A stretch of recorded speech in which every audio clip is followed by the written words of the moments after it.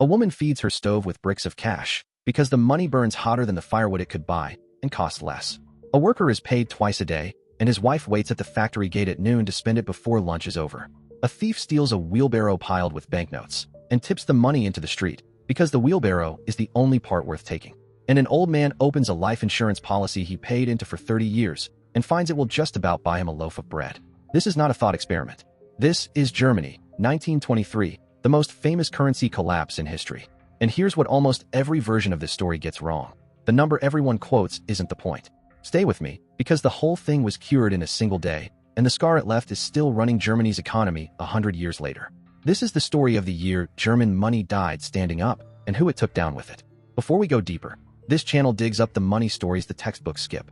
Subscribe now, so the next one finds you. To feel why the story still haunts Germany, you have to know what was destroyed. Because in 1914, the German mark was not a joke.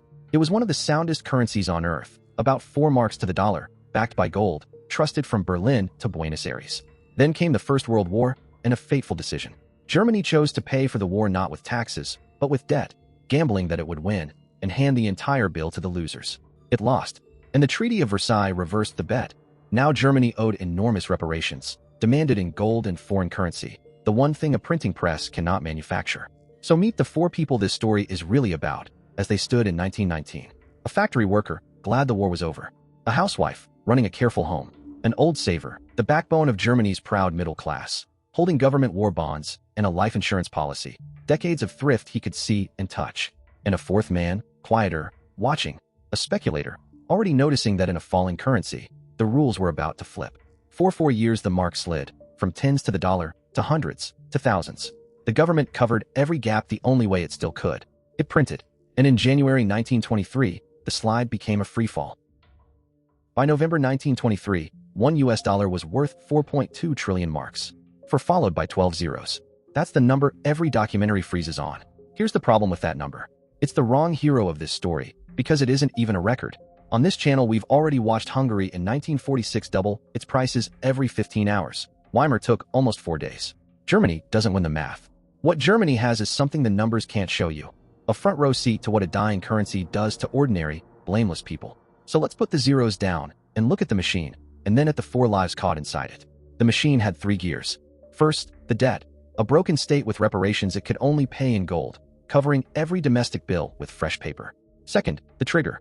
In January 1923, France and Belgium marched into the Ruhr, Germany's industrial heartland, to seize reparations in coal and steel directly.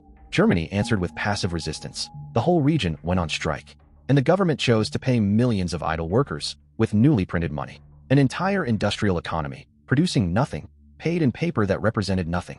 And third, the gear that turns a crisis into a collapse. People. Once Germans understood that every mark rotted by the hour, they spent the instant they were paid. Money stopped circulating and started fleeing. The faster they spent, the faster prices rose. The faster prices rose, the more the state had to print. Around and around. And now the 4 lives begin to come apart. Start with the worker. By the autumn of 1923, he is paid twice a day, in bundles too thick for a wallet. At noon his wife is waiting at the factory gate, not to see him, but to grab the cash and run, because a basket of groceries bought at lunch will cost more by dinner. In a cafe, a man orders coffee at 5,000 marks and is charged 8,000 by the time he finishes it. And somewhere in the city, a thief tips a wheelbarrow of banknotes into the gutter and wheels the empty barrow away. The barrow is worth more than everything that was in it. Now the housewife, back at that stove.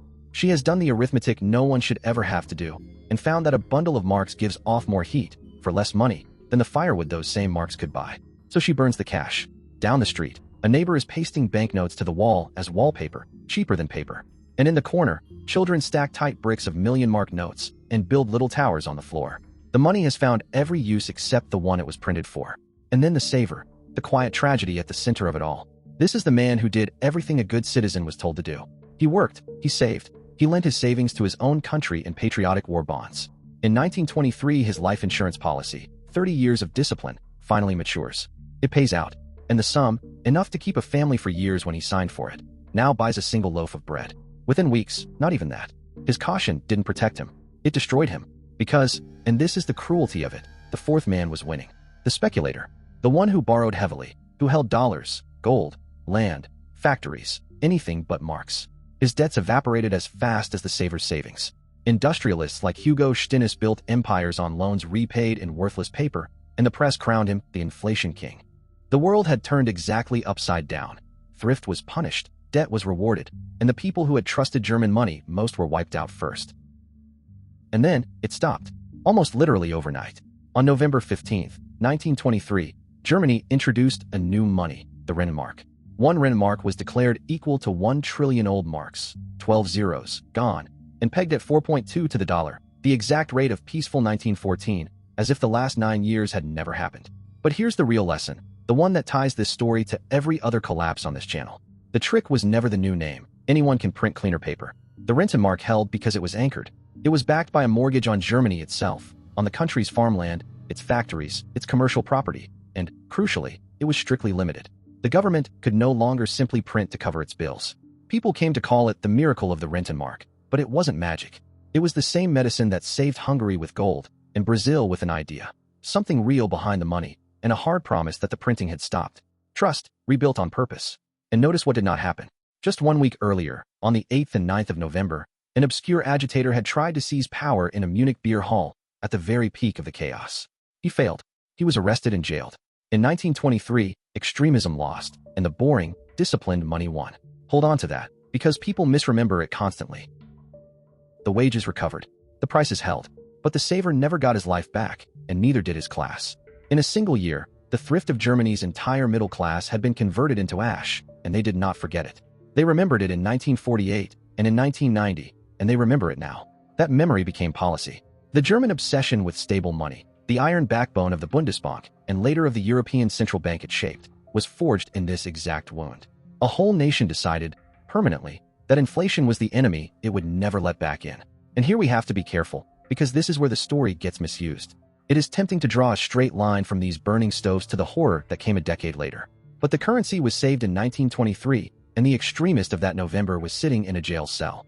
What actually carried him to power was a different catastrophe entirely. The Great Depression of 1929 to 32, with its mass unemployment and its own brutal medicine.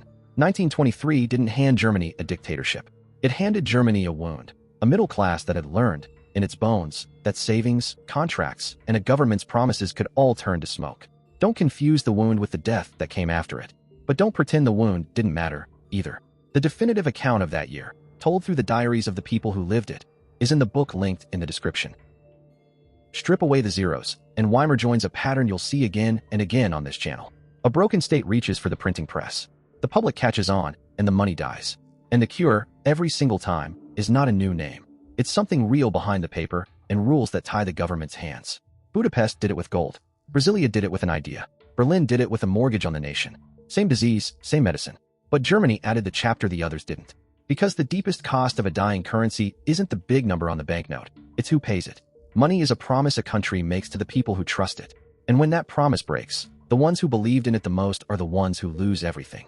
That's why, 100 years later, Germany still can't hear the word inflation without flinching.